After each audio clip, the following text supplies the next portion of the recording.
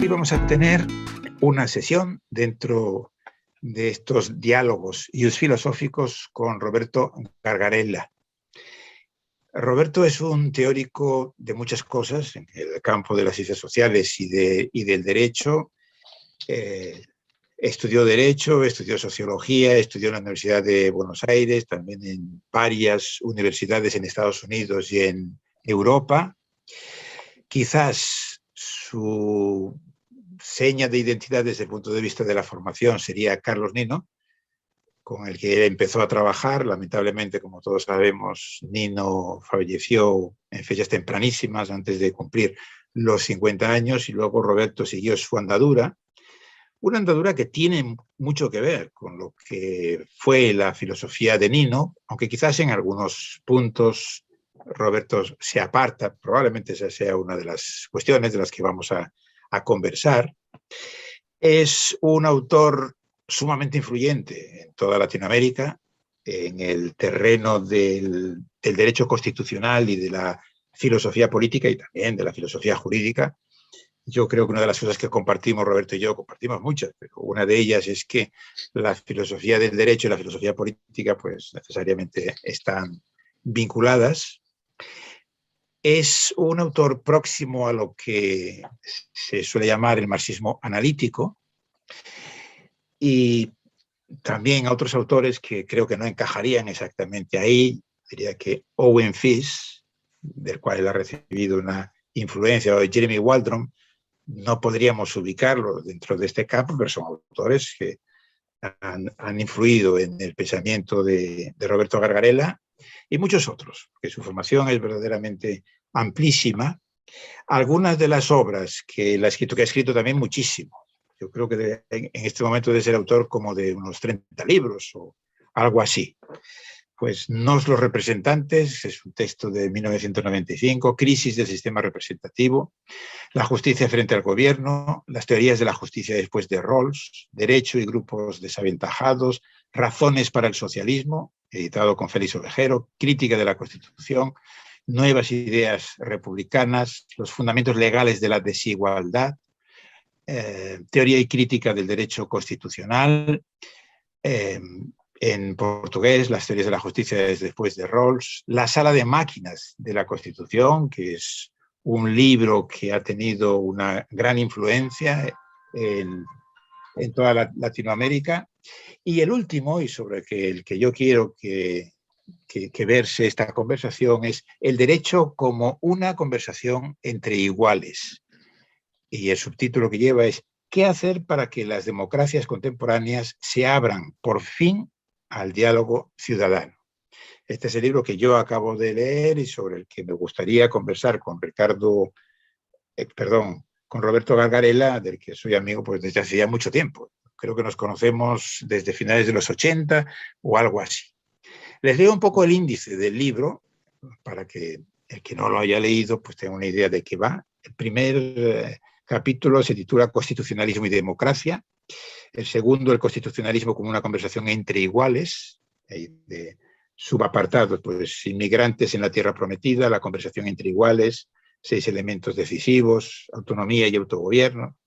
Capítulo 3, la disonancia democrática, elitismo que se traduce en instituciones. Y ahí como subapartados, 3 grandes juristas de la era, Edison, Alberti, Bello, elitismo que se traduce en principios e instituciones. El capítulo 4, una constitución marcada por la disconformidad con la democracia. El capítulo 5, motivaciones e instituciones, si los hombres fueran ángeles. El capítulo 6, la dificultad estructural para la representación. 7, ascenso y caída del control popular. 8, voto periódico, la extorsión electoral. 9, frenos y contrapesos, combinar medios institucionales y móviles personales. 10, presidencialismo, quiebre del sistema de equilibrios. 11, derechos, la ciudadanía como depositaria de sus derechos. 12, derechos sociales y sala de máquinas. volviendo a uno de los libros al que antes me refería yo. 13, control judicial, parece un insulto. 14, interpretación constitucional, cuando se abre la brecha interpretativa. 15, hacer la Constitución. Cómo hablar con una sola voz en sociedades multiculturales. 16, el nacimiento del constitucionalismo dialógico. 17, ¿por qué nos importa el diálogo? 18, la erosión democrática. 19, las nuevas asambleas deliberativas. Y conclusión, por una conversación entre iguales. Y esto efectivamente, lo de conversación entre iguales, por así decirlo, de alguna manera sintetiza lo que es la idea de fondo de Roberto.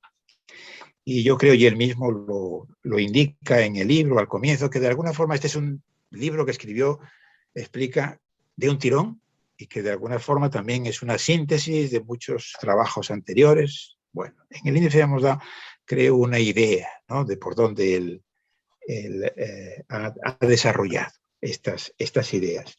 Y lo primero que yo quisiera preguntarte, Roberto, es que nos aclarases un poco, diríamos, el título. Te lo digo porque yo soy autor también de un libro que se llama El derecho como argumentación, y a veces, diríamos, se ha entendido mal.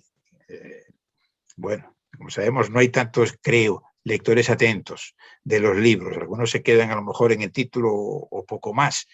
Y yo recibí algunas críticas diciendo, no, pero ¿cómo es posible que sostengas que el derecho es simplemente argumentación? Yo, efectivamente, nunca he pensado eso. Bueno, entonces lo mismo quisiera yo precisarte, porque tú titulas tu libro, El derecho como una conversación entre iguales. Por eso me gustaría un poco que nos aclarases qué quieres decir con el título, y un poco si puedes exponer como la tesis o las tesis más básicas del asunto.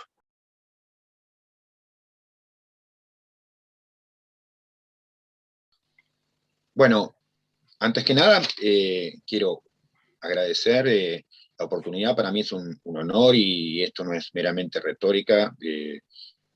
Me alegra muchísimo y me siento muy honrado de la entrevista que me propone Manolo, y también decir eso, digamos, reafirmar mi amistad con Manolo, a pesar de que también hemos discutido mucho y enojadamente, pero lo fundamental es un afecto enorme, y de mi parte una enorme admiración hacia él, y la energía y la vitalidad y la agudeza y la lucidez que tiene en su trabajo, y el modo en que trata a la gente que lo rodea, digamos, en todo lo que yo conozco al menos, a pesar del carácter volcánico que en un punto ambos tenemos. Bueno, eso primero.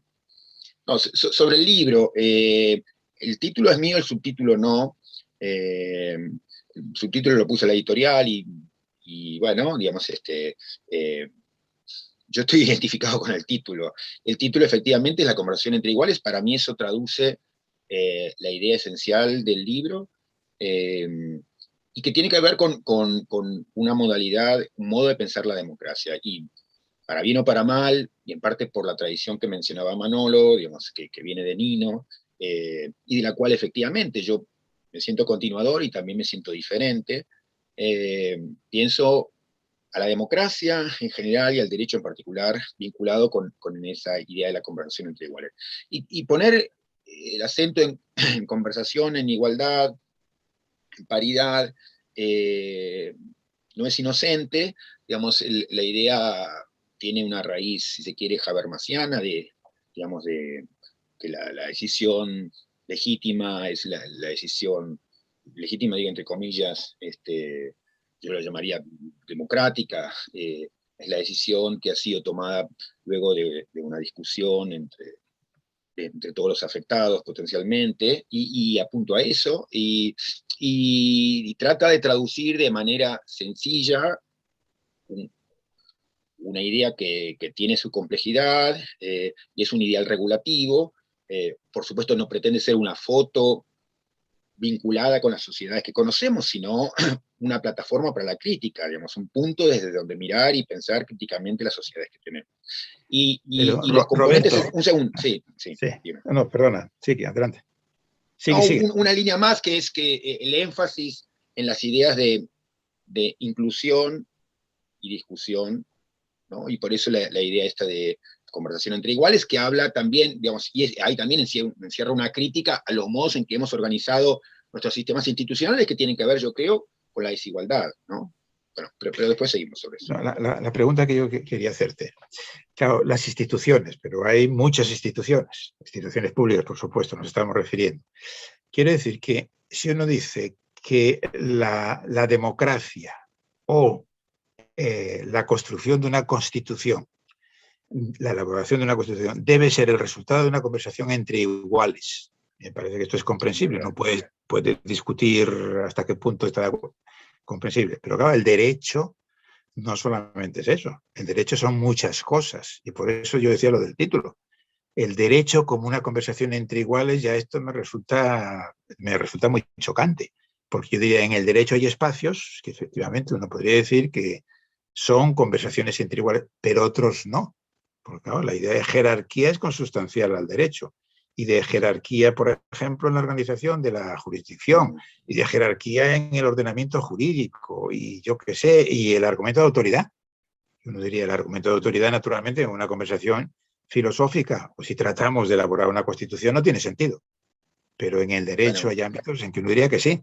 Por eso era la aclaración que te pedí. Hay una respuesta que es un escape simple, que no me interesa, pero sí lo voy a mencionar, que es, obviamente, que el título busca capturar una idea, como decir los derechos en serio. Bueno, uno busca capturar una idea que tenga potencia y que sirva de modo genuino, honesto, para expresar un componente esencial. Y esa es la idea principal, digamos, es no quiero hablar de cada detalle, pero sí yo creo, digamos, que digamos, en lo central del derecho está y tiene que estar, o debe estar, de mejor modo, la idea de la conversación entre iguales. La Constitución, para mí, desde que yo me acerco a la Constitución, es eso, digamos, o pretende ser eso, o reclama ser eso, que es un acuerdo entre iguales, en donde, digamos, aparecemos todos como en pie de igualdad. Y la idea de una persona, un voto, es eso también, digamos, es la idea de cada uno vale como uno, a pesar de que tengamos uno más inteligente, otro más estudios, etc. Entonces, hay una idea muy fuerte, muy asentada, yo diría fundante de la modernidad, en donde, digamos, la igualdad ocupa un lugar central. Por eso también en Dworkin, digamos, la idea de, digamos, el valor capital esencial como la igualdad. Pero bueno, en todo caso, para mí, ahí está el compromiso fuerte con la idea de igualdad, y la conversación también, en parte es un desafío a lo que tú decías de Manolo sobre autoridad. Yo creo que en las discusiones que se han ido abriendo en los últimos años, y podemos volver sobre eso más adelante, en torno a lo que se llama el constitucionalismo dialógico, y podemos usar este medio para esto. Toda esta parte de mi biblioteca son libros que aparecieron en los últimos 5 años sobre el constitucionalismo dialógico, en el centro de la literatura. Hay mucho interés en eso, y a mí también me interesa participar en ese debate. ¿Por qué? Porque veo que en parte es interesante, potente y problemático por cómo se presenta. ¿Por qué? Porque yo creo que todos reconocemos la necesidad, la importancia de darle más lugar al diálogo, pero al mismo tiempo, las cosas que decimos y las instituciones que preparamos o cómo las evaluamos, eso se empieza a diluir. Y un último punto, lo que quería decir era que en las discusiones recientes sobre constitucionalismo dialógico, aparece muy habitualmente lo que tú señalas, que es, y la autoridad, el derecho debe ser decisión, o el derecho es fundamentalmente decisión, el derecho es fundamentalmente autoridad. Bueno, sobre eso podemos hablar enseguida, pero yo insistiría sobre la idea de conversación entre iguales. O sea, pretende hablar sobre eso. Ya, yo creo que el derecho tiene un elemento autoritativo, sin duda, pero no es solo autoridad, pero tiene un elemento autoritativo, y que no puede verse exclusivamente como una conversación entre iguales, porque ni siquiera si uno dice ese es el ideal regulativo, no, puede ser el ideal regulativo, yo estoy de acuerdo, a la hora de elaborar una constitución, de sentar, diríamos, las bases del ordenamiento jurídico, pero luego el derecho, que es todo este complejísimo sistema de medios y de fines, de tribunales, de órganos, etcétera, etcétera, no puede funcionar así. Por ejemplo, te diría, si fuera una conversación entre iguales, si tuviera que ser en algún momento, ¿y qué hacemos con el precedente?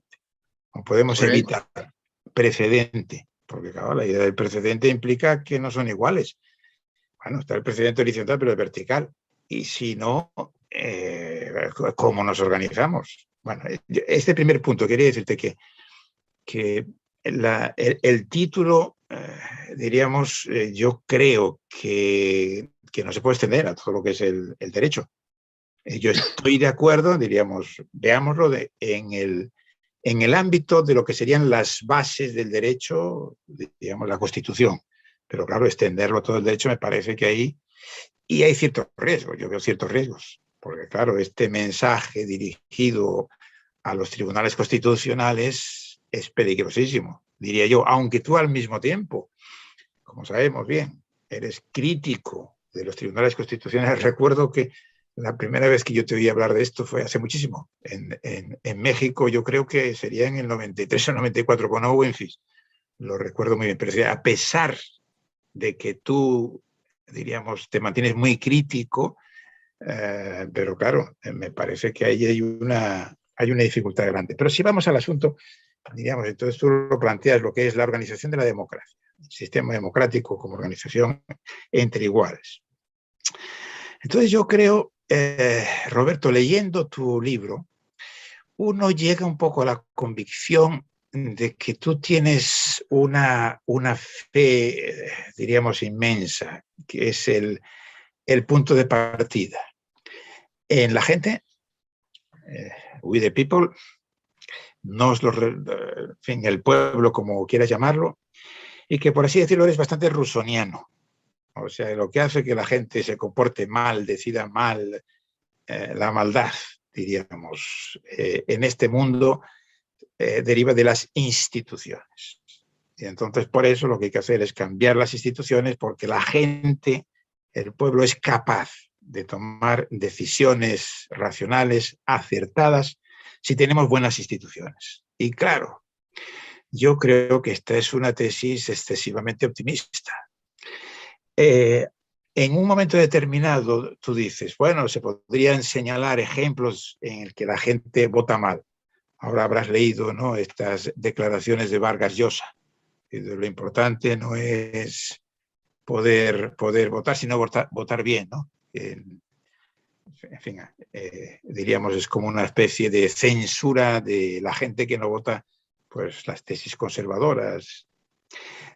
Pero se te ponen ejemplos, yo qué sé, el Brexit, Bolsonaro, y tú dices, no, en el fondo no valen esos ejemplos. Y concretamente, que a mí me sorprendió mucho, y lo tenía aquí anotado, y dices, después de la elección de Bolsonaro, yo tuve la oportunidad de hablar con una dirigente de los derechos de las minorías, y entonces tu interpretación es, en el fondo, esta señora no se equivocó, sino que la institución del voto está tan mal diseñada que lo único que podía hacer era votar a Bolsonaro o votar en favor de la continuidad. Y como no quería la continuidad, porque le parecía que era muy corrupto, y entonces no se habría equivocado. Y yo diría, pero Roberto, si salimos del ámbito de la política y vamos al ámbito, digamos, de lo que son nuestras vidas cotidianas, y cuando de vez en cuando nos encontramos en situaciones difíciles, en donde uno tiene que optar y tiene que tomar una decisión, y naturalmente suele haber ventajas y desventajas, imaginemos, de dos decisiones, y cuando tú evalúas mal el conjunto de las ventajas y desventajas, incluso en términos del propio interés, naturalmente que nos podemos equivocar, porque también tú que insistes mucho en lo de John Stuart Mill, cada uno es el mejor juez de sus propios intereses. Bueno, yo tengo mis dudas. Yo creo que nos equivocamos con cierta frecuencia. Y diría que esta señora se equivocó.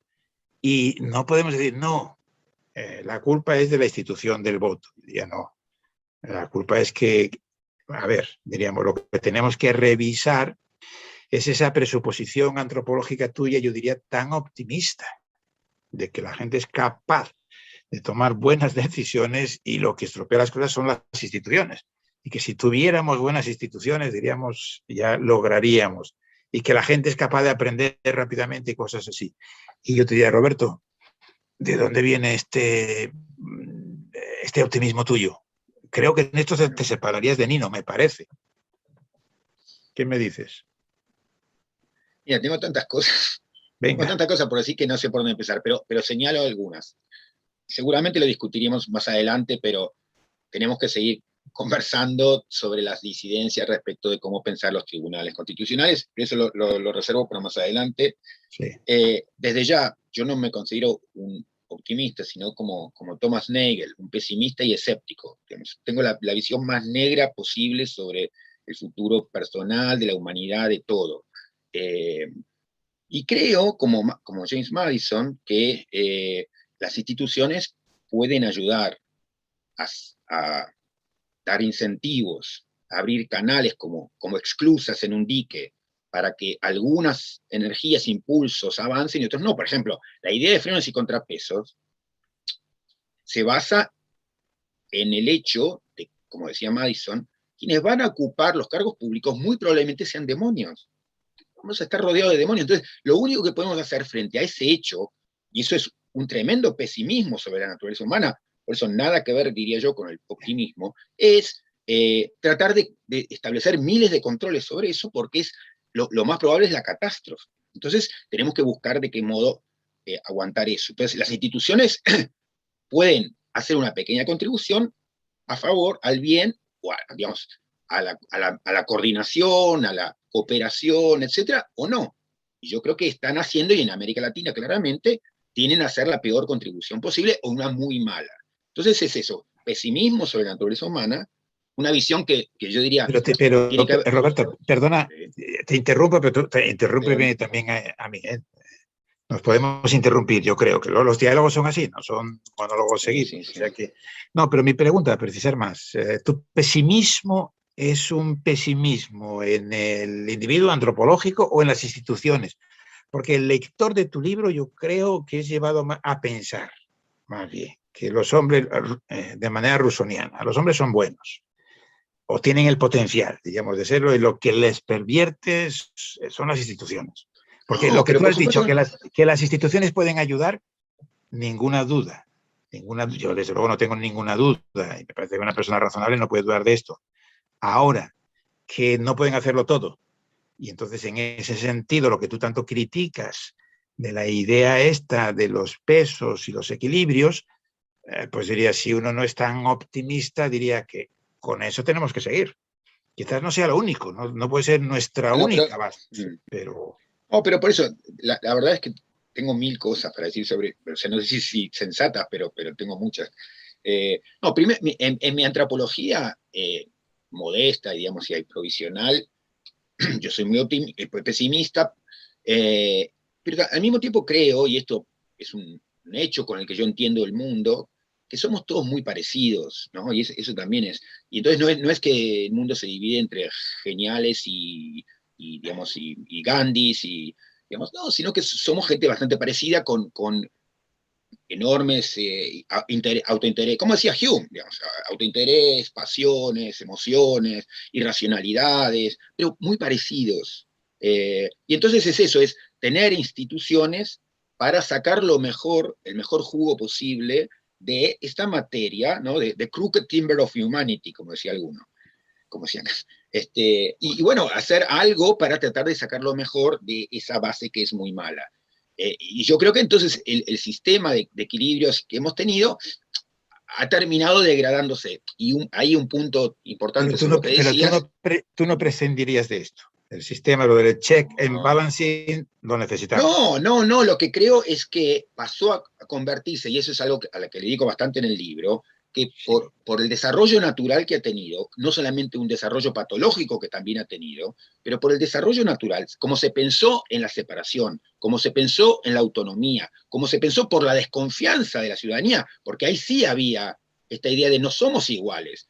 Hay gente bastante tonta y gente bien preparada. Entonces se buscó separar, se buscó la independencia, se buscó la autonomía. Entonces, parte de los problemas que tenemos hoy, que es lo que uno ve en España, en Argentina, en Colombia, que otra vez somos bastante parecidos, en Estados Unidos, es que muchos miran para arriba y dicen, ¿qué es esto? ¿Quiénes son esta gente? Yo no los entiendo, no sé qué hacen, están abusando, y en parte tenemos razón, porque el sistema está preparado para esa distancia. Entonces, yo creo que hemos hecho bastante mal y ha habido un desarrollo, que en particular en Latinoamérica, por el tipo de reformas que se han incluido, por ejemplo, con el hiperpresidencialismo, que simplemente es una reafirmación, una consecuencia esperable de la desigualdad de la cual las constituciones nuestras son hijas. Bueno, ha empeorado todavía más las cosas. Y un ejemplo que uso, creo que en el mismo libro, pero que quiero introducir para advertir esto, en el caso que tú decías de Bolsonaro, que es un ejemplo, pero te doy un ejemplo que es un ejemplo real y que está en el libro. La constitución última boliviana, como la que puede estar haciendo ahora Chile, pero la última boliviana tenía, si no me equivoco, 440 artículos. Una persona medianamente informada podía querer decir de esa constitución, mira, yo tengo derecho de hablar de los 440 artículos, pero está bien, me proponen que diga algo sobre esta constitución. Me gustaría decir al menos dos cosas, y yo creo que muchos bolivianos pensaban en esto, pero podría ser el ejemplo inverso, pero, por ejemplo, yo quiero decir absolutamente no a una nueva reelección del presidente, y absolutamente sí a derechos indígenas, que creo que es la gran ausencia, el gran déficit de nuestro constitucionalismo. ¿Qué hago? Imagínense, esa persona podía ser yo. Y solamente para hablar de dos cláusulas de las 440 de las que querría hablar. Hablo solo de dos. Uno me lleva a decir que no y otro a decir que sí. Entonces, yo supongo que hubiera terminado votando a favor de los derechos indígenas. Me hubieran acusado, fíjate, tú que hablas tanto contra el presidente y votas por la reelección. Y no, entonces, en ese sentido, la institución ha hecho la peor contribución posible. Y desde el punto de vista del ideal regulativo de la conversación entre iguales, puedo decir algo más, y es, yo no creo en esa forma de hacer el voto, que no solamente me impide decir muchas cosas, sino que me obliga a decir muchas veces lo contrario a lo que quisiera, pero no porque yo soy irracional, sino porque el sistema no me ayudó, no me dio palabras, no me dio voz, no me dio la posibilidad de hacer un matiz. Ese es el gran problema que yo veo. Entonces, el sistema empeoró gravemente lo que podía haber ayudado a mejorar. Pero, y con esto vamos a otra de las cuestiones, diríamos, que aparece en tu libro muchas veces. La idea de la representación como un mal. Creo que varias veces lo muestra, la representación es un mal. Y te diríamos lo que tú defiendes, la democracia directa. Pero claro. No. Yo no defiendo la democracia directa en absoluto. Pero por eso, todos esos términos, lo sabemos, tienen que ser repensados, redefinidos, o tenemos que aclarar algo de qué hablamos. Yo no digo la representación es un mal, digo que pudo ser entendida como mal necesario o como una primera opción positiva. Fue entendida como esto último. Y muchos de los que en ese mismo momento en que se diseñaba el sistema representativo pensaban en ella, la veían como un mal necesario que implicaba que en la medida en que podamos tener modos más horizontales, pero tú, Roberto, ¿la ves o no como un mal necesario? Yo la veo como un mal necesario. Bueno, yo la veo como mal. Por eso, la representación es un mal, que digamos, por el momento necesario, pero en la idea regulativa tiene que desaparecer. No, voy a lo que tú me estás planteando. Quiere decir, claro, en una constitución dar la oportunidad a todo el mundo de que puedan matizar suficientemente sus puntos de vista. Algo. Ya, pero claro, entonces yo te diría. No quiero perder la palabra, no quiero perder la palabra política. Ya, pero yo te diría, ¿y cómo hacemos eso prescindiendo de algún tipo de representación que naturalmente quiere decir filtrar las opiniones de la gente, que quiere decir naturalmente simplificar, que quiere decir que al final tienes que hacer elecciones, y por eso volvemos a lo de Bolsonaro. Y entonces, yo si soy racional, tengo que ver, diríamos, que es o lo mejor o lo menos malo. Pero digo, eso no forma parte solamente de la política, eso forma parte de la vida. Pero en el ejemplo, no, porque digamos, en el ejemplo de Bolsonaro o en el ejemplo de Bolivia que te estaba dando, al transformarme así las opciones, me obligan, cualquiera sea la opción que tomo, estoy haciendo algo que lo sé horrible de antemano y que querría repudiarlo. Y estoy obligado a hacerlo cualquiera sea el camino que tomo. Entonces, ¿y eso por qué? Porque no me han dado la palabra, no me han permitido recuperar la palabra política. Pero ¿cómo se puede dar la palabra en sociedades? Porque claro, cuando tú pones los ejemplos diríamos de la buena práctica, claro, tú primero los presentas de una manera muy positiva. Por ejemplo, el caso de Islandia. Y entonces uno le dice, caramba, lo que piensa Roberto sobre Islandia, pero al cabo de unas cuantas páginas sigues leyendo, tú mismo eres crítico.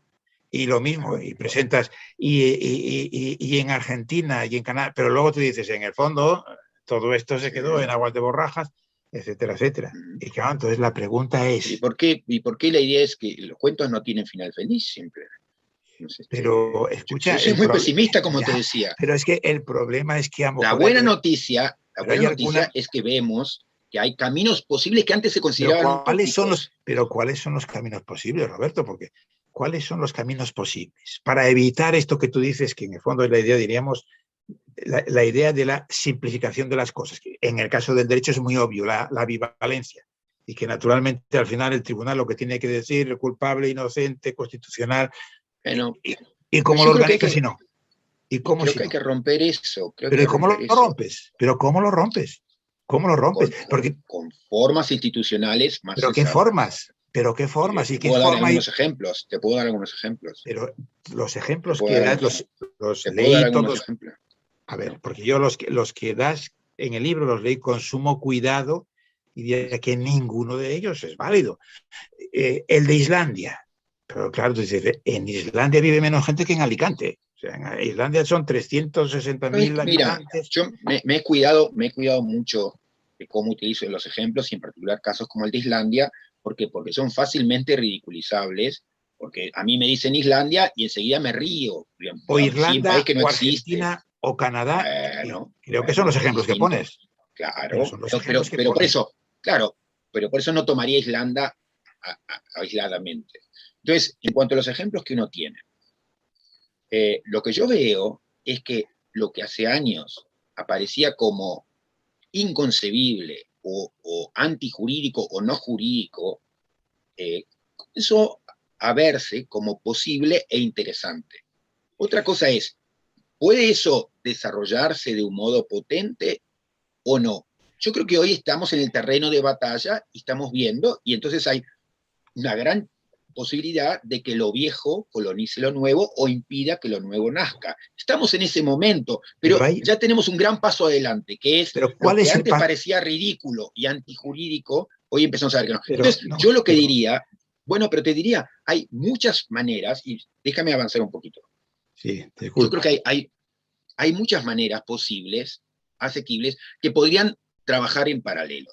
Entonces, si el Congreso, antes de tomar sus decisiones, se abriese a escuchar voces distintas, por ejemplo, como se hizo aquí, o se trató de hacer aquí, un país desastroso en Argentina, en el caso del aborto, si los tribunales, antes de decidir o para decidir cierto tipo de temas, se organizaran a través de audiencias públicas o, como en el caso de Sudáfrica, tomaran iniciativas como la del Meaningful Engagement, digamos, vamos a monitorear la constitucionalidad de un acuerdo entre los propietarios y los ocupantes ilegales, a ver si se puede llegar a un acuerdo constitucionalmente válido. O si, como en Irlanda, digamos, hacemos para algunas discusiones especiales, por ejemplo, el aborto o el matrimonio igualitario, una asamblea ciudadana. Entonces, hay mucho, o como en Chile, Bachelet deja el gobierno y convoca cabildos abiertos. Todo el mundo asumía, la gente aquí no va a participar, 100.000, 200.000 personas en 10 días aparecieron. Bueno, hay un montón de caminos paralelos que muestran que hay mucho que se puede hacer para abrir al sistema institucional a formas más conversadas de toma de decisiones. Roberto, sí. Por ejemplo, el caso es que pones lo del aborto en Argentina o en Irlanda. Te diría, las conclusiones a las que se llegaron, como ejemplo que tú pones, de conversación racional, abierta, entre iguales, etc. La solución a la que se llegó fue la misma a la que se había llegado en las democracias representativas usuales medio siglo antes. O sea, quiere decir que me digas, este es el gran avance, que Irlanda o Argentina lleguen a sostener lo que desde los años 70, comienzos, ya aparecía en esas democracias. Hay algo muy importante que es el proceso y la el proceso y la legitimidad democrática que eso le da a la Pero- decisión. Eso para mí es crucial. ¿Por qué? Porque si esa decisión Pero, la toma un tribunal constitucional o Juan Pérez, porque es el dueño de la tribu, pero Roberto, eso es, habremos podido llegar al mismo pero resultado, parémonos pero el aquí. contenido de la decisión es muy distinto, porque una decisión es el resultado de un acuerdo que se ha ido solidificando poco a poco. Y eso es absolutamente crucial. Pero vamos a ver, tu ideal regulativo es puramente la conversación, o que de la conversación entre iguales salga algo que merezca la pena. Porque si de lo que se trata es sencillamente de que aumente la conversación en el mundo, puede aumentar. Pero me imagino que No, también pero tenemos que tener en cuenta. Pero por supuesto que no se trata, digamos, Si no, los de resultados. una apuesta ciega a nada. No, pero pensamos un cierto, rolsianamente, pensamos un procedimiento en atención a algunas intuiciones muy fuertes que tenemos en equilibrio reflexivo, si quieres. O sea, quiere decir, somos conscientes de diseñar instituciones, tomamos en cuenta ciertas intuiciones fuertes que queremos respetar, por ejemplo, a ver cómo ayudar a que ciertas cosas no se produzcan, etcétera. Y, Roberto, digamos, hacemos ensayo y error. Obviamente yo no estoy contra el diálogo, y me parece que el diálogo tiene grandes virtudes. Lo que no me parece es que esa idea, diríamos, de la generalización del diálogo, que por cierto no es del diálogo sin más, sino de un tipo de diálogo. El diálogo efectivamente es habermasiano, el diálogo filosófico. Pero aquí no es el diálogo filosófico, es el diálogo filosófico, es el diálogo platónico. Claro, no es el diálogo platónico. Sí, no. porque la negociación también es un diálogo, y la mediación es un diálogo, y hay muchos tipos de diálogos. Manolo, yo he escrito durante 10 años, antes de hablar contigo tenía un evento, y el evento era una presentación en la comisión, digamos, de la Corte Interamericana sobre la protesta social. He dedicado una década a pensar sobre la protesta social. Eso no forma parte de la esencia de la concepción habermasiana del diálogo, y yo he venido defendiendo que diálogo no es solamente el intercambio entre argumentos en un seminario entre filósofos, ni, digamos, cosas por el estilo. Incluyen un golpe sobre la mesa, incluyen una protesta ruidosa, incluyen quemar una bandera. Roberto, pero no solamente es eso. El diálogo racional habermasiano es un diálogo efectivamente entre iguales.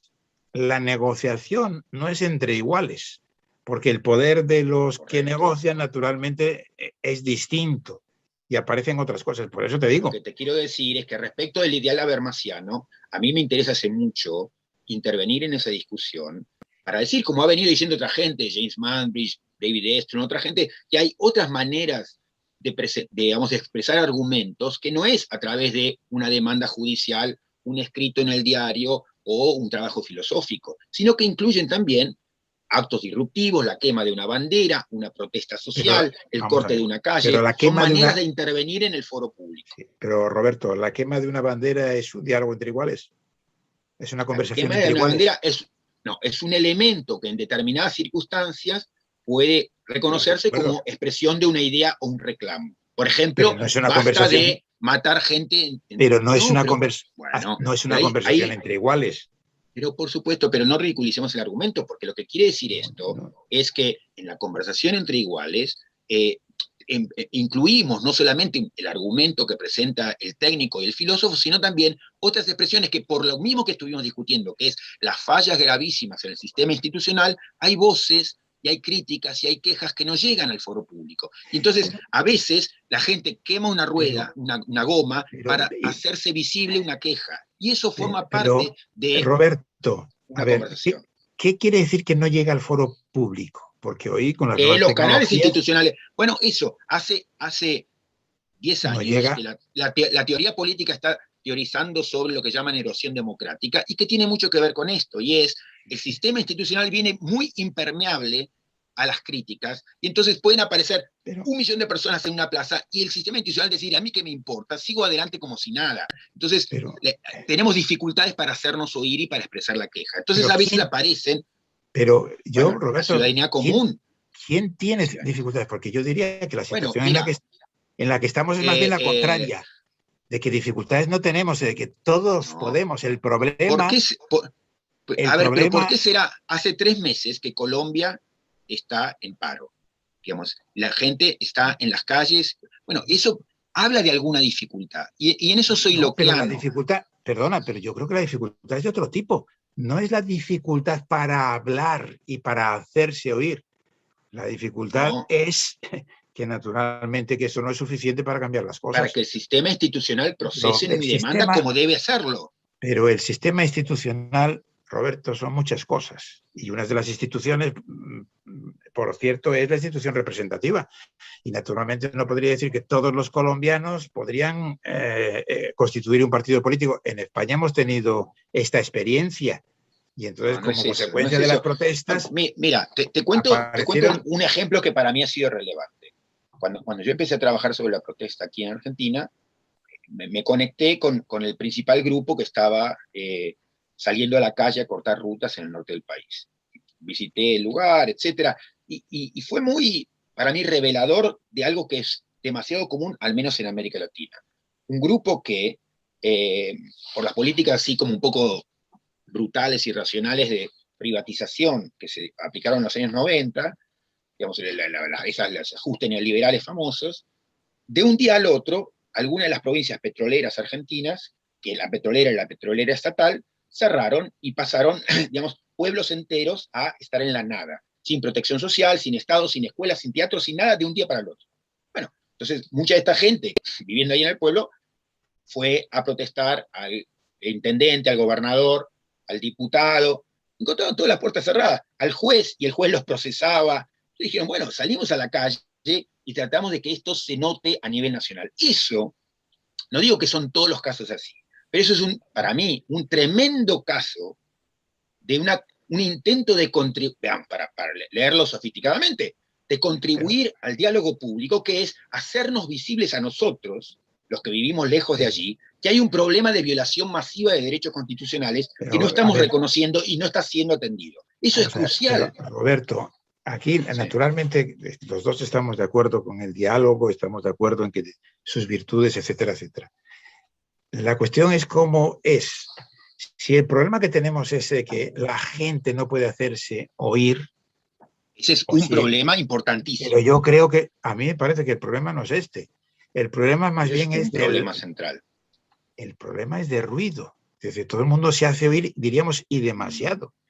El problema es que no basta sencillamente con la conversación y con la conversación entre iguales, sino que, claro, Conversaciones, pero ahí dices dos cosas que yo estoy en desacuerdo.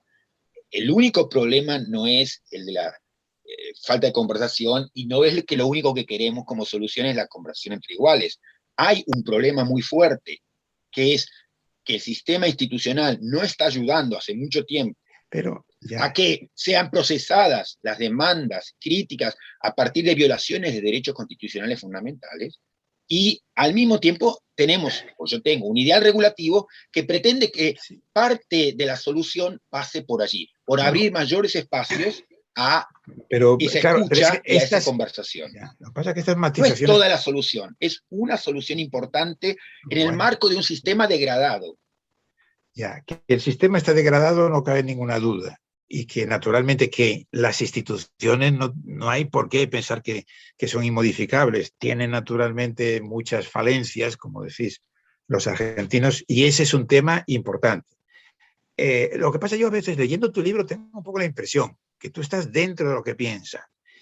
El pueblo tiene razón, digamos, Pero y, no, el pueblo y no, somos todos, escucha, el y los pueblo que están somos mal todos. son los políticos. El pueblo es bueno, No, los pero no, políticos son no, malos. bueno, entonces es No, importante que aclare eso. venga. Pero, pero escúchame, Manolo, hace 10 minutos, y por suerte esto está grabado, hace 10 minutos dije una cosa completamente opuesta a eso. Dije, somos todos demasiado parecidos. No hay algo así como clase dirigente demonios y pueblo ángel. No, si yo llegara a este sistema institucional, estaría sujeto a tentaciones. ¿Por qué? Porque voy a pasar a controlar poder coercitivo y control de un presupuesto de un modo extraordinario, bajo poquísimos controles, y la posibilidad de aumentar pero entonces, digamos, mis Roberto, beneficios inmediatamente. Eso es entonces cómo el sistema institucional de acuerdo, ayuda a Roberto, pensar. pero No, pero digo, lo primero es resistir la descripción que hace, porque es bien. una descripción que No, rechazo no, completamente. de acuerdo, Rechazo completamente. de acuerdo. Ok. Entonces, a ver si estamos de acuerdo, diríamos, en esto. Deberíamos cambiar nuestras instituciones, hay un margen para cambiarlas y para mejorarlas, pero las instituciones no pueden ser perfectas, no pueden solucionar los problemas, dado como es la gente.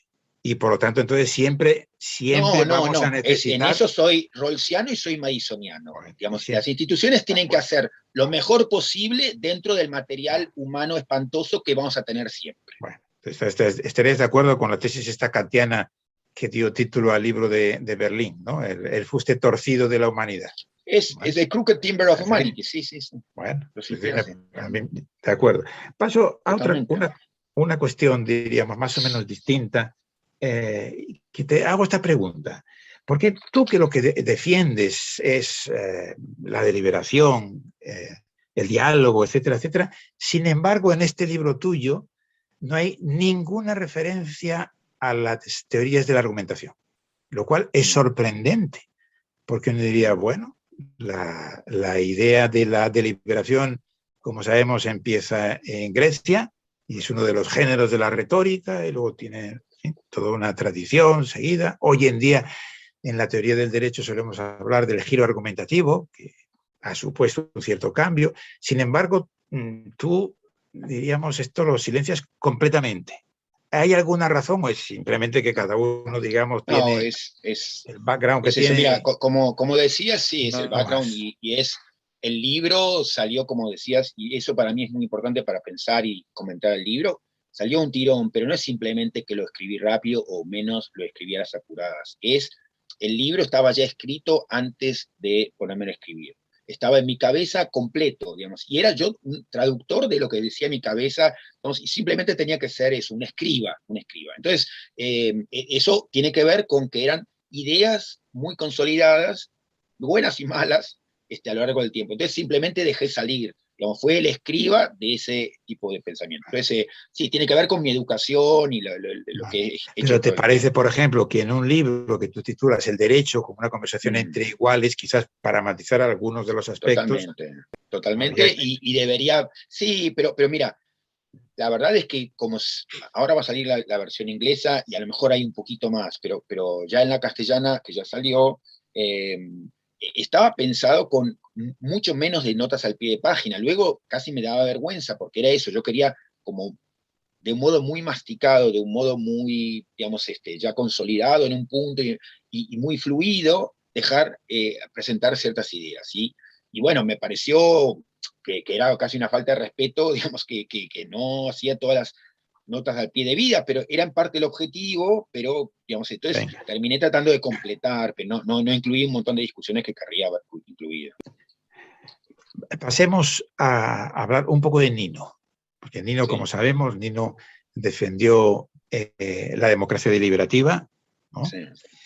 Entendiendo como tal, pues que la democracia en el sentido más o menos usual de la ley de la mayoría, pues no era completamente satisfactorio, sino que tendría que haber la posibilidad de que la gente en un intercambio de razones, de ideas, pudiese modificar sus opiniones. Creo que ese es el núcleo de lo de la democracia deliberativa Algo de así. Nino, que tú nos dices has desarrollado. Entonces mi pregunta es esto, es decir, ¿en qué te basas en Nino y en qué te separas de Nino? ¿Cuáles son tus Sí.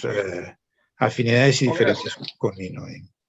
Gracias. Mira, como sabes, y yo creo que de las primeras veces que nos conocimos, yo creo que tú habías ido alguna vez, habías Sí, ido más de una vez, creo, no, pero al a CEN. Córdoba, a los congresos de vaquería también, Sí, a sí. los congresos de vaquería. Entonces, a partir de allí había habido una discusión, creo que habías tenido tal vez acalorada con Nino, no me acuerdo si estuvieron juntos o separados en esa discusión, pero claro, No, yo siempre he estado del lado de Nino, ok, ok. siempre. Bueno, y entonces ahí, digamos, yo recuerdo, digamos, alguna de tus venidas y algunos de los intercambios.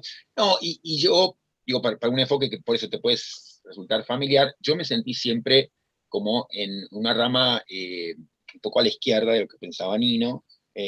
Pero ¿por qué? Digamos, y en eso lo que tú decías al comienzo bueno, de alguna afinidad con el marxismo analítico, que yo también ahora, mira, aquí está Cohen, aquí está Nino, Gerald Cohen, pero yo siento esas afinidades, pero también siento que he ido para bien o para mal más allá de eso. Eh, me sentí siempre a la izquierda de Nino porque me atraía enormemente y me siento un rolsiano de alma en muchísimas cosas, y de hecho estoy ahora viajando a España para eso, y me emociona hablar de Rawls, pero digamos, siempre, digamos, Nino procesó esa filosofía política con el tipo de formación oxoniense, que era también una formación liberal en un punto, liberal conservadora. Él es un liberal igualitario para mí genial, pero tenía esos rasgos de un liberal oxoniense en América Latina, ¿no? Entonces, y eso implicaba, por ejemplo, bueno, mayores resistencias a formas de apertura democrática que yo defendería, o a lo mejor no poner como prioridad número uno cuestiones que tienen que ver con desigualdades sociales que yo pondría. Ahora, Nino como Rawls, por la consistencia del pensamiento, no tenía ningún problema en suscribir tesis que finalmente tenían una enorme potencia radical de cambio, tanto en temas de cuestiones sociales como en temas de participación democrática. Pero, digamos, sus impulsos iniciales eran eso, como la rienda corta, como diríamos aquí, digamos, de ciertas restricciones que tienen que ver con esa formación liberal oxoniense. Entonces, luego había una rama, si se quiere, un poco más conservadora, donde está el actual presidente de la Corte Argentina, Carlos Rosenkrantz, que también es una persona muy inteligente, pero como la faceta más conservadora del grupo. Y yo me sentía en esa visión más crítica. Había empezado además, en términos biográficos, a estudiar sociología. La carrera de sociología se había recién abierto y eran todos marxistas. El lenguaje era el marxismo. O sea que yo entonces bebía Nino y estaba ahí en ese contexto. No, entonces eso hizo que tuviera como acercamientos muy distintos a algunas cosas. Lo primero fue el tema del control judicial. Mi libro, que fue tesis doctoral en Argentina, que la hice bajo la supervisión de Nino y Carrió, Genaro Carrió, digamos, era sobre la justicia frente al gobierno, y en donde yo asumí una posición muy crítica sobre el control judicial, que eran mamar las visiones críticas que venían de Estados Unidos, y que Nino estaba abierto, pero con alguna prevención, y que Carrió, por ejemplo, estaba como muy en contra, era muy crítico de eso, ¿no? Y de hecho hay algún ensayo publicado en el Centro de Estudios Constitucionales donde un poco está en diálogo con estas cosas que discutíamos. Entonces, ese fue como un primer punto de disidencia. Luego, digamos, estaba también cómo pensar el tema de los derechos sociales. Y luego, digamos, también yo creo que hay, de mi lado, un punto de confianza democrática mayor. Pero dicho esto, una última cosa me cayó. Mi confianza en absoluto es confianza creo en la bondad del pueblo, o soy optimista sobre la naturaleza humana, como dije, en absoluto. Lo que creo es, y lo creo milianamente, y eso ha sido cada vez más importante en mí, que no es que la idea, y eso lo aclara el propio Mill, no es que decir uno es el mejor juez de sus propios intereses. Dice Mill cuando presenta la idea, esto no quiere decir que uno no se equivoca sobre sus intereses, sino que tú tienes más chance de equivocarte sobre mis intereses que yo mismo. Eso, digamos, es en un punto tan sensato y tan de sentido común. Simplemente el riesgo de que tú, tratando de hacer el bien sobre mí, te equivoques porque a lo mejor aciertas esta, pero no la de al lado y no la de al lado. ¿Por qué? Porque hay cosas que yo estoy pensando y que tú no, obviamente, por razones obvias, no por cuestión de formación o de inteligencia, no adviertes. Bueno, entonces eso es en las cosas que tienen que ver la moral personal. Yo debo ser dueño de mis decisiones y de mis errores, y tengo que poder ensayar y equivocarme. Y ese punto de partida es el que me importa. Si puedo agregar una línea más. John Locke, que era un liberal conservador, tenía esta misma idea. John Locke estaba en las antípodas del revolucionario, pero él, así como defendía el consenso tácito, defendía el hecho de que, ojo, que así como entiendo que normalmente la gente acepta y se resigna, pero cuando se pone de pie, yo no creo que debamos verlo como la gente quiere ir a molestar al otro. La gente quiere ir a hacer lío porque está cansada y quiere divertirse un rato. No, creo que esto Ya. quiere decir algo sobre que el sistema está funcionando mal. Tal vez estamos ante el long train of abuses. Tal vez sea el caso. Pero digo, una cosa es naturalmente reconocer el derecho de autonomía personal, incluso el derecho a equivocarte, naturalmente, en muchas cosas, y otra cosa es la idea de que cada uno es el mejor juez de sus propios intereses, porque, claro, lo que pasa es que tú lo matizas. Lo que pasa es que cuando uno lo matiza de esa manera, no diríamos, ¿y eso Pero para qué nos sirve? para eso está la conversación, para eso está la Sí, conversación, ya, para pero poder digo, matizar, para pero se poder con, matizar. de acuerdo, lo que pasa es que el matiz a veces se convierte en una tesis simplemente de sentido común. Que quiere decir, naturalmente, cuando tomes una decisión que afecta a otro, tienes que tenerlo en cuenta. Y si Obvio. es el caso, pues preguntarle efectivamente Bueno, pero a cuáles ver, son sus es la opiniones, historia del etcétera. liberalismo, Pero, es la historia del liberalismo y sus ya, críticos, cómo sí, sí, sí, pensamos la de relación entre acuerdo. moral personal y Sí, moral no, pública, sí. de acuerdo, en esto coincidimos. Volviendo un poco a Nino, te diría, porque yo conocí bastante a Nino, Claro, claro. lo conocí antes que tú, cuando precisamente Sí. estaba en Oxford, creo que fue el verano, si mal no recuerdo, el verano del 76.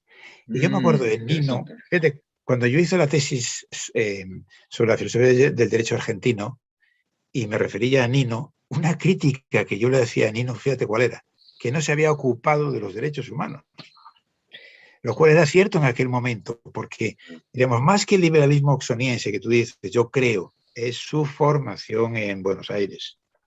Él sobre todo yo creo que seguía un poco las pautas de Carrió. Sobre todo me parece que con quien Sí, más sí, congeniaba era con Carrió. sí, sí, sí. Y bueno, un paradigma más o menos liberal. Y yo creo que una de las cosas que le faltó a Nino quizás es haber pasado por el marxismo. Cosa que él no conocía. Lo que pasa es que Nino era tan inteligente y tan buena persona que efectivamente tuvo una evolución hacia ahí, pero yo creo que eso quizás le No, faltó. pero yo creo que como, mira, Le faltó. en eso yo creo que es muy coincidimos, pero creo que es muy paralelo al caso este de Rawls. Si tú ves, bueno, lo viste, cómo Rawls en sus lecciones de filosofía política trata a Marx, también es emocionante, porque es una persona que en muchos sentidos está muy lejos, pero dice, este es un achievement, un logro extraordinario, digamos, y yo creo que de Nino era lo mismo, o sea, tenía la apertura mental, la libertad mental para pensar eso, esto realmente qué logro y qué bien, bueno, pero él no No, era pero eso, eso tiene él no fue marxista. uno de los aspectos que a mí me parece más criticables, que tú lo has dicho, de Nino, estoy de acuerdo, claro, que los derechos sociales, lo mismo pasa también en Dworkin, etcétera, y todo ese paradigma se quedan relegados. Y eso, Claro, digamos, totalmente, pero fíjate que al mismo ese es un tiempo, por eso que problema. decíamos que las tesis que sostiene lo llevan a tomar posiciones más fuertes en la materia y está abierto, no las niega ni No, las está bien, sí. oculta, No, claro, no, pero no, sí. no la pone en primer plano y trata de pensar todas las implicaciones que eso tiene. No. Y eso estamos Y es completamente de verdad acuerdo. que Nino siempre discutía bien, siempre discutía de buena fe. Claro. Fue verdaderamente un modo. Una pregunta te voy a hacer, Roberto, Casi algo siempre. que me llamó mucho la atención en tu libro, y es la cantidad de referencias que hay de Jeremy Waldron, que Mm. son todas muy elogiosas hasta que llega un momento que yo creo que eso es también un poco un estilo tuyo, que despista un poco al lector. Porque a veces, por ejemplo, lo de Islandia que antes te decía, este es el modelo, pero luego, unas cuantas páginas después, no, porque en el fondo, Está todo discutido. bueno, pero digo, puede ser un poco engañoso para el lector, que se quede, por ejemplo, en ese capítulo, en ese apartado, y también como lo de Jeremy Waldron. Y entonces dice, Mira, bueno, con Waldron, cuando escribí el libro, que fue en Estados Unidos, lo fui a escribir en Estados Unidos, y fue un mes maravilloso para mí, digamos, mágico, y tuve un encuentro mágico con Waldron, porque me habían preparado como una discusión, un debate con él en la universidad, y que ahora ya está grabado y traducido, y va a salir en castellano, y es muy lindo, y entonces el debate comenzó conmigo diciéndole cuánto me había impactado. O sea, yo conocí tarde a Waldron, porque tampoco es que el libro de Law and Disagreement es de 1999, y yo había hecho mi tesis doctoral en los 80, o sea que todo sí, lo que yo había escrito crítico sobre el control judicial era más allá de Waldron. En el 99, 2000, si no me equivoco, conozco el trabajo de Waldron y me fascina, y veo que está en un punto, en la misma trayectoria que yo había querido hacer desde la periferia total. Y entonces me sentí siempre muy en diálogo con él, y le dije eso. Entonces, mire, la verdad es que me he visto crecido en parte en paralelo a lo que usted hacía, y luego en conversación Pero te voy a silenciosa. explicar, Roberto, cuál es. Pero luego me separé, porque sobre todo lo que él escribe en su último trabajo, y yo le dije, y se moría de risa, y dijo, es como si lo hubiera escrito contra mí, digamos que yo no existía, y decía, bueno, y para todos los que hayan derivado de mi visión, cuando yo dije que la participación es el derecho de los derechos, esto implica que el último tribunal, como dice Rawls, debe ser el electorado mismo, dice Rawls. Waldron dice, no, la última autoridad es el Congreso. Y yo dije, ¿cómo va a decir eso? ¿Cómo va? Bueno, entonces eso, no es que entonces que yo oculté una carta, sino que se me No, no, no, reveló yo te voy a una explicar cuál es carta tardíamente. lo que a mí me resultó chocante. Yo diría, no más allá de Waldron, sino lo tuyo sería más acá, porque fue temporalmente antes. No, lo que a mí me resultó chocante es que tú, por ejemplo, a propósito de Nino, dices, bueno, mi diferencia es que yo me sentía a la izquierda de Nino. Y lo que a mí me parece chocante es que tú eres bastante crítico con Dworkin, que También, mi evidentemente, corazón está ahí también. bueno, que evidentemente está a la izquierda de Waldron, Sí. y sin embargo eres muy indulgente con Waldron, salvo efectivamente que al final aparece, diríamos, ¿no?, esta crítica. Y esto a mí me resultó un tanto chocante, porque yo tengo la impresión de que la idea de que, por así decirlo, el gran filósofo del derecho, el más influyente del mundo anglosajón y por lo tanto diríamos del mundo occidental, ha pasado, ¿no? La batuta ha pasado de Dworkin a Waldron. Yo diría, bueno, esto es la muestra de que vamos derechizándonos también desde el punto de vista de la teoría del derecho. Y por eso mi sorpresa de que el izquierdista Roberto Gargarella, sin embargo, muestra realmente más afinidad hacia Waldron que hacia Dworkin. Yo no. No, bueno, pero está bien, pero ahí otra vez, o sea, y yo creo que es muestra de que más de una de nuestras divergencias tiene que ver muchas veces con cómo pensamos y definimos los conceptos que estamos usando, y en este caso, o sea, pasó con democracia, con participación, con representación, y aquí es con judicial review y con izquierda. Entonces, bueno, pero por eso, digamos, deberíamos afinar eso para ver si efectivamente tenemos un desacuerdo genuino. Posiblemente sí, y yo tiendo a ver al Judicial Review como lo tendió a ver él, y como lo tendió a ver, digamos, la teoría crítica norteamericana, Tashnet, Roberto Unger, y todo lo que fue el llamado, los estudios críticos del derecho, que para bien o para mal, son normalmente entendidos como la izquierda del derecho. Yo Yo creo diría que que hay más bien para algo, mal que para bien. está Más bien bien, para mal que para bien. no, pongamos eso puede ser. Pero yo también soy muy crítico con ellos, pero otra cosa es decir, bueno, son la derecha. Bueno, han sido entendidos habitualmente como la izquierda, y hay algunas razones para pensar que el tipo de críticas que ellos hacían al Judicial Review era de izquierda. Pero es que, a ver, la crítica que a mí me parece una de las críticas que se puede dirigir a Waldron, tiene un punto, diríamos, de razón, pero la crítica es que uno dice, bueno, su alegato contra los tribunales constitucionales, ¿no?, y que sea el Parlamento, etcétera, etcétera, uno diría, pues a lo mejor en un país como Nueva Zelanda, quizás Canadá, y pueda haber dos o tres otros en el mundo, podría tener sentido.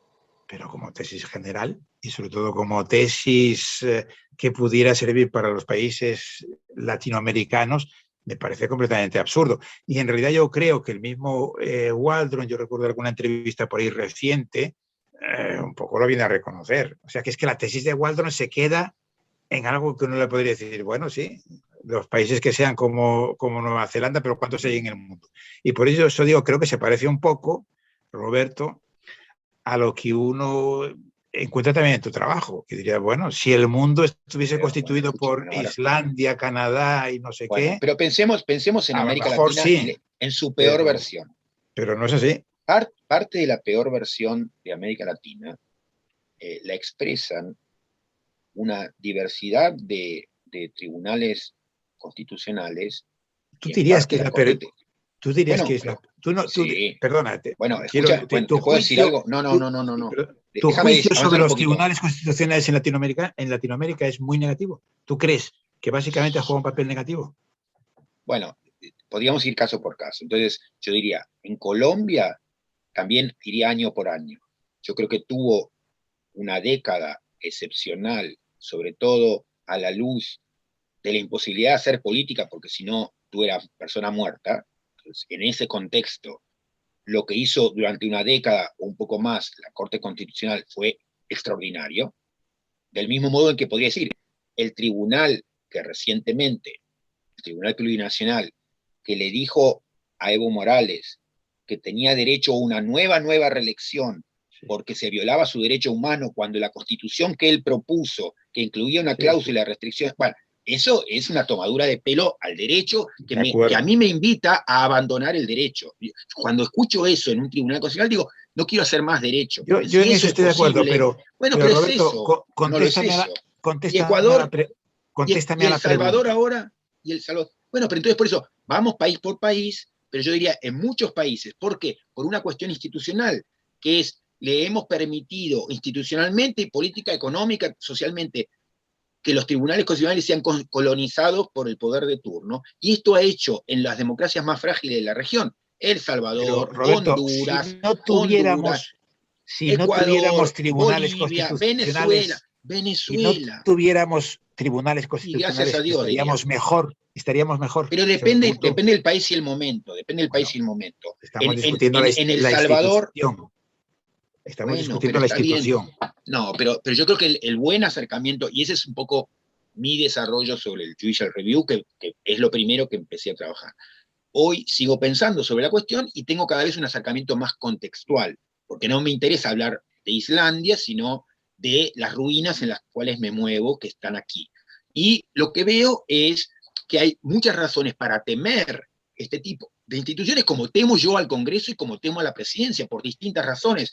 Eso quiere decir, todos los congresos, todas las... No, depende, pero veamos por caso, pero hay razones generales que tienen que ver, por ejemplo, con la facilidad de incentivos económicos de captura y de amenaza, No, por pero ejemplo, a través de Roberto, servicios de inteligencia, perdona que te que hace haga, que la política influya sobre los perdona que tribunales. te haga una pregunta muy directa.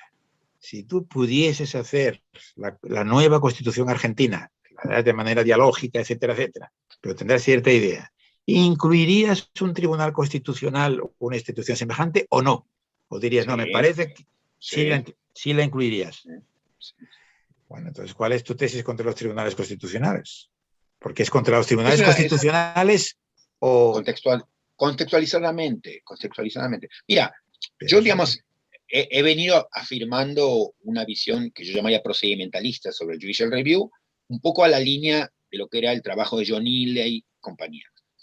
Y hoy también de casualidad reconocí que hay toda una línea de constitucionalistas para mí bastante prominentes, como Stephen Garbaum, por ejemplo, una persona muy amable y prominente autor en estas cosas de la cuestión del diálogo, que también están viendo de qué modo contextualizan y adaptan a este momento una teoría procedimentalista como Pero la entonces tú que serías muchos partidario de tomamos. los tribunales constitucionales. Tú eres partidario de los tribunales constitucionales.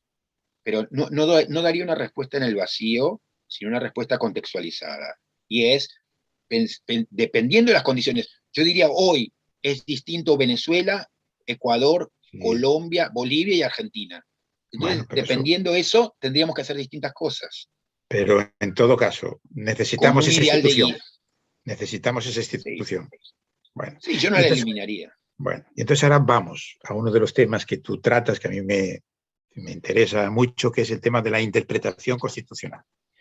A ver, Para mí sería el único tema.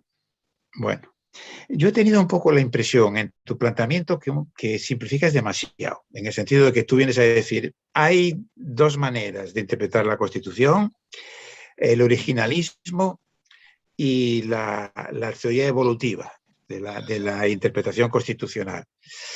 Y claro, yo no sé si en eso No, diríamos... pero A ver, espera. dime. A ver. No, ahí al respecto Explícanos lo que tú. yo digo que es como no, como normalmente enseño y pienso la cuestión.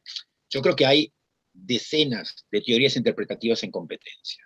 Y que yo lo que digo ahí es un modo de entrar en ese mundo infinito, no infinito, pero en ese mundo amplísimo, es distinguir como dos grandes grupos. No agotan el panorama. Justamente yo me considero que no soy ni una cosa ni la otra. Pero digamos, entonces, dentro de cada uno de esos grupos de conjunto hay un montón de teorías que nos invitan, por ejemplo, a mirar el pasado. Originalismo, textualismo, historicismo, la intención original, la opinión del constituyente, la figura más influyente, bueno.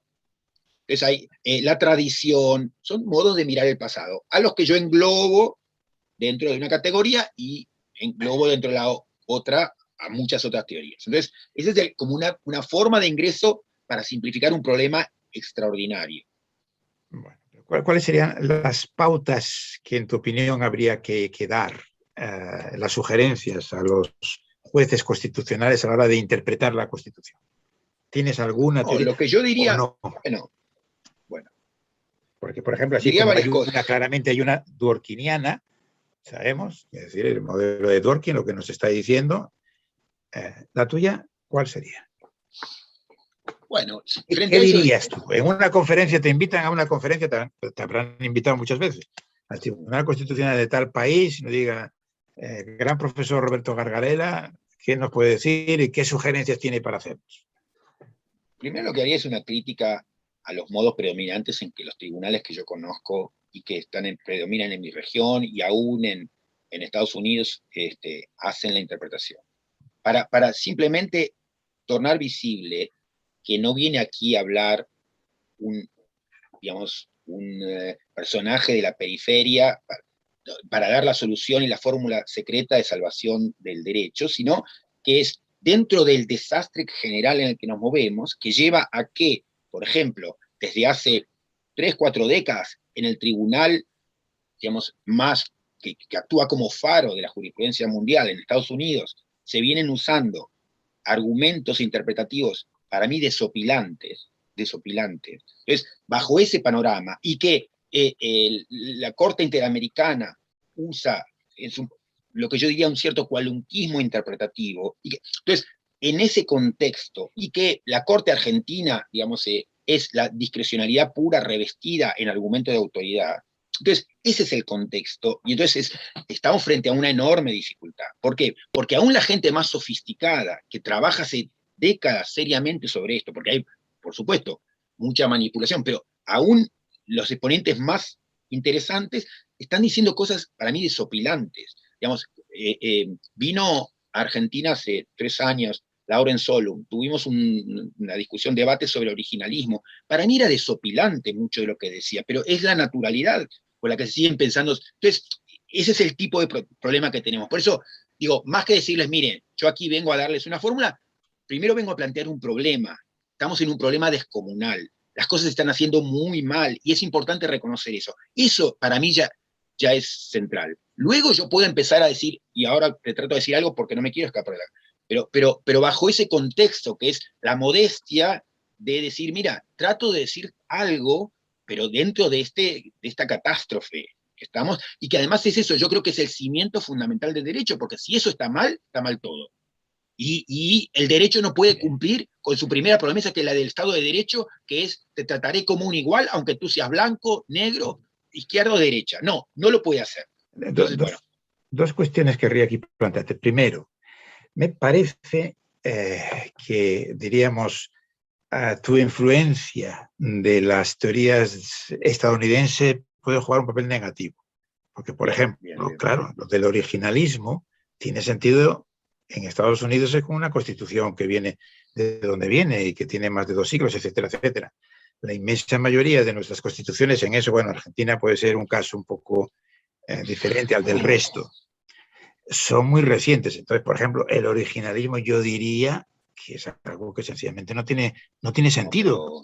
Pero originalismo no es simplemente ir a ver lo que se dijo 200 años atrás, sino es una fuente esencial para saber lo que dice la Constitución, consultar al constituyente o que lo escribió ayer. Mi crítica, Roberto, es que te veas demasiado influido, yo diría. Sí. Al igual que a propósito de las teorías de la interpretación, que yo diría que en Europa hay una tradición sobre la interpretación que luego parece que todo empezó ayer, diríamos. No, bueno, pero la pregunta... en el libro yo aclaro al comienzo que pienso especialmente desde América Latina y desde América, pero entiendo el punto. Sí, pero no, la pregunta, que también otra de las cosas que a mí, diríamos, me sorprendió. Lo que tú piensas sobre la interpretación me pareció muy, muy próximo a lo que pensaba, por ejemplo, Eugenio Bulligin, o muchos positivistas, esta idea, diríamos, lo opuesto a Dworkin, la idea de que si hay respuestas correctas. No, no hay respuestas correctas y lo único que hay, digamos, son decisiones diferentes debido a la distinta concepción política que tienen los jueces. Entonces, bueno, en los casos difíciles, podemos decir, hay algunos casos fáciles, pero lo que verdaderamente llega a los tribunales, los casos difíciles, ahí, eso de Dworkin de la respuesta correcta, no, ahí tú te vuelves, diríamos, positivista analítico o no. Esta es la pregunta que quería hacer. No, mira, no. Yo creo que cuando, por ejemplo... ¿Hay criterios de corrección o no en la interpretación constitucional? ¿Hay criterios de corrección o no? No sé si tomaría la pregunta así. Yo diría, cuando en la Constitución decimos libertad de expresión, estamos comprometidos de algún modo u otro a la libertad de expresión, o como el artículo 19 argentino, bueno, hay un respeto a la moral privada, el Estado debe resguardar la moral privada, vamos.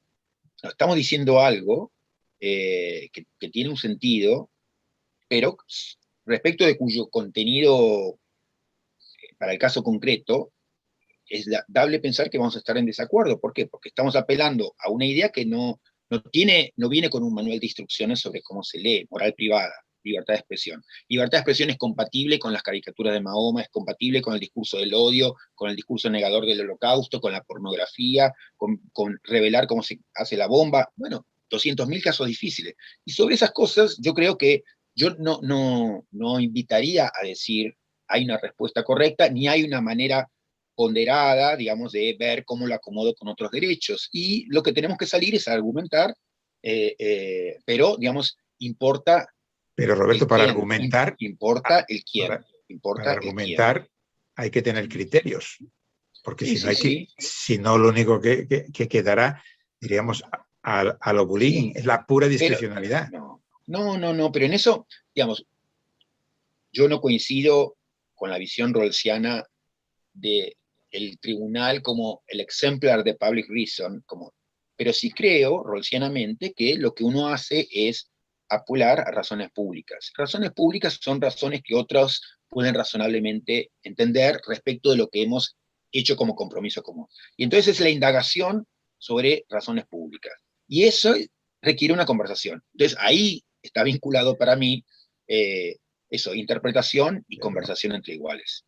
Ya. Bueno, pero quiero decirte que Dworkin... Es una respuesta, una respuesta. Sí, que la respuesta correcta de Dworkin no es la que toma la Corte. Si hay una respuesta correcta no quiere decir que va a ser la que siga el tribunal. No, bueno, pero por eso digo que llegar a dilucidar cuáles son las mejores razones públicas para pensar sobre esto es una tarea que requiere de un modo de pensar, pero también es muy importante, dados nuestros sesgos, dado la igualdad común, dado que todos somos parcialmente irracionales y obsesivos y autointeresados, es conversar en común, en la medida en que podamos, sobre los problemas centrales. Luego, por supuesto, por razones de división de tareas, por razones de división del trabajo, podemos querer representación y podemos querer tribunales que nos ahorren el trabajo, pero siempre reconociendo que ellos son delegados porque no podemos hacerlo directamente todo el día, estar en la plaza pensando en cómo se interpreta la Constitución. Por eso el ejemplo con el que comienza el libro, que es la conversación esta entre los inmigrantes, es para mí como tiene sentido, bueno, con todos los problemas propios de los ejemplos, pero tiene sentido para ilustrar eso, que es, podemos pensar. Me recordó lo del campamento de Cohen, ¿no? Bueno, creo totalmente, que tú lo dices, que más o menos va por ahí. Lo dice, sí. Bueno, tiene más que ver con mi historia familiar, Está bien. Sí. Llevamos de conversación algo más de una hora. Y entonces, para terminar, Roberto, lo que yo querría pedirte es que nos dieras un poco. Me gustaría ver en qué cosas estás de acuerdo con el libro, porque hemos hablado de muchos desacuerdos. Bueno, no, estoy muy de acuerdo en que naturalmente las instituciones que tenemos son muy imperfectas. Yo diría que más que los tribunales, las asambleas legislativas, creo que es muy difícil ver cómo construirla, pero naturalmente hay una cuestión de imaginación hay que cambiarlo, hay un espacio para el cambio, pero creo que soy más escéptico que tú respecto a los resultados, pero en eso estamos totalmente de acuerdo, estamos completamente de acuerdo en el poder del diálogo, pero de nuevo yo también me parece que soy más escéptico sobre esa capacidad que pueda tener el diálogo. Creo que también un tema que no hemos tratado, pero yo diría que las nuevas tecnologías están jugando un papel más bien negativo, están dificultando el pensamiento reflexivo, pero o sea que en todo eso estamos, diríamos, de acuerdo. Y yo también te diría, creo que probablemente la diferencia aquí es de enfoque.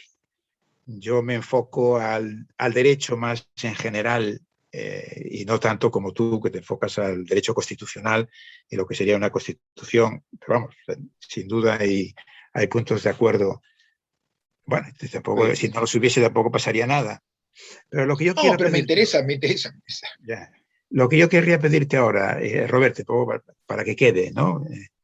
De cara a quienes puedan ver este vídeo, la conversación, es que nos dijeras de manera breve un poco cuál sería el mensaje fundamental de tu libro. Bueno, un poco ya lo has dicho, si puedes, ¿en qué insistirías?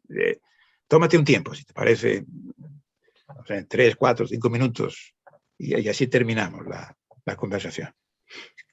Bueno, yo creo que hay un reconocimiento creciente, digamos, compartido, honesto, digamos, extendido de que el sistema institucional está en crisis. Y creo, y lo que me alegra también es que hay un reconocimiento de que la crisis tiene mucho que ver con la cuestión democrática, digamos, por eso a mí me interesó insistir en la discusión, que no se trata simplemente de reajustar las tuercas que han quedado flojas o que han aflojado los líderes enloquecidos como Trump y Bolsonaro, sino que, digamos, hay un problema más profundo que es menos del derecho constitucional y más vinculado con la democracia, con el desvínculo. Entonces, eso es muy importante, ese reconocimiento común. Yo creo que la generación que me antecedió, digamos, pasó otro drama extraordinario que era la violación masiva de derechos humanos en la Segunda Guerra, el drama del genocidio, la tragedia del Holocausto, el fascismo, y pensaron el derecho a partir de eso, y eso es plausible, es para aplaudir, digamos, es entonces la preocupación por tener tratados internacionales de derechos humanos, por tener jueces preocupados por resguardar derechos, por el temor, la desconfianza de las mayorías, porque fíjense lo que ha hecho el fascismo. Entonces, ha habido ese drama que ha llevado a una generación que me ha antecedido a pensar en términos muy especiales sobre el derecho. Yo creo que Ferraioli es hijo de esa forma de pensar, con todo lo bueno que eso implica y todo lo que hay que agradecer ese modo de pensar. Y me parece que yo formo parte de una generación distinta que no implica pensar que los problemas de violación masiva de derechos humanos se han resuelto, por el contrario, pero sí en todo caso agregar un drama de naturaleza distinta, que es el drama democrático, el reconocimiento de que hay una ruptura, un quiebre, y que además es irreparable. O sea, no hay manera de dictar una ley de partidos políticos para reparar el agujero que van dejando los partidos políticos y la representación que no funciona, etc. Entonces, el libro parte de ese reconocimiento y tiene, digamos, la expectativa abierta de una disputa que todavía no se ha cerrado y que no sabemos bien cómo se va a cerrar, aun cuando, como pesimista y escéptico que soy, tengo sospechas tristes sobre lo que viene, amargas sobre lo que viene, pero digamos, también el reconocimiento de eso, de que entonces hay la mirada compartida de que hay un problema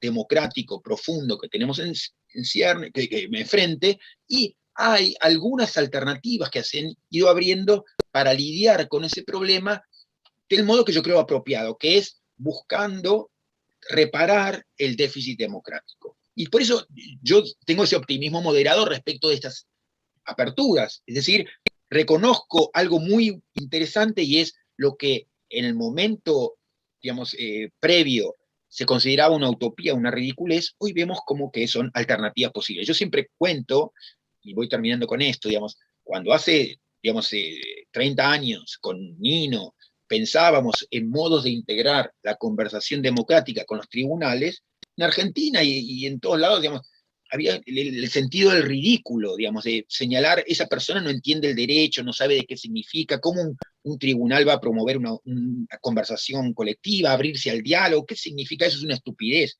Bueno, para mí ha sido una reivindicación emocionante, digamos, ver que 30 años después vemos maneras de conectar tribunales con diálogo, el meaningful engagement, las audiencias públicas, las exhortaciones, bueno, que son plausibles, que son posibles, ya no forma parte ni del ridículo ni de la utopía. Son formas posibles a las que no puede apelar.